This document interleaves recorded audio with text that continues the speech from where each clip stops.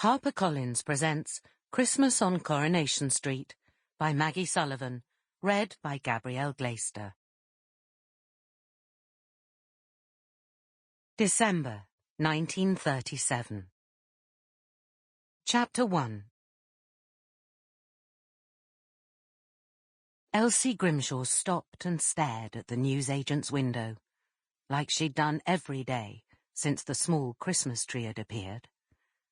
The same as every year, it was draped in silvery tinsel and dotted with fluffy wads of cotton wool pretending to be snow. On the topmost branch was a fairy with a glittering wand. She shivered and wrapped her arms round her skinny body, trying to rub some feeling into them. It felt cold enough for real snow today, though, and her arms were too puny and her coat too thin to offer any defence against the wind. Under the lower green branches of the tree, several gift-wrapped parcels were lying, and she longed to pick them up. They were different shapes and sizes, all in fancy-coloured paper, though much of it was faded. Some were strung with a ribbon that ended in a bow. Must be some kind of chocolates, she had long ago decided, as she gazed enviously at the packages.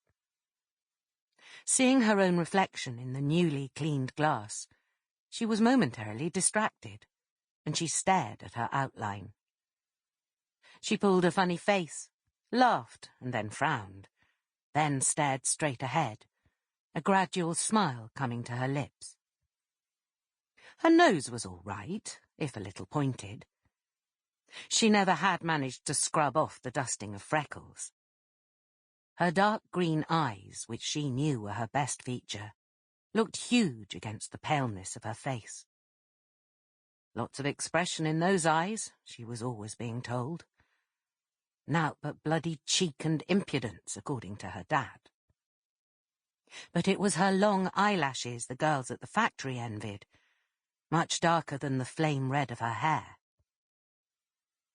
She moved closer until they almost touched the glass. Everyone seemed to want long eyelashes. Not that she could see hers, her fringe was too long. Long and lifeless despite the curls, like the rest of the tangled mess that hung in different lengths around her shoulders.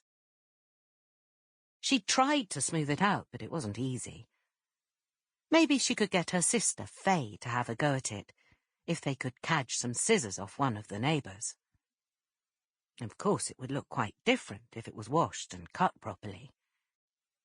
She thought of the women she saw regularly coming out of the hairdressers in some of the nicer streets of Weatherfield. Then she could look like a favourite film star. Fiery hair, fiery temper, her mother always said. But Elsie didn't mind. Not if it made her like Maureen O'Hara. Maybe the hairdresser could make her look like that one day. Elsie peered again at her reflection and pulled another face, this time stretching her thin lips, then pouting. Nothing a spot of carmine couldn't improve.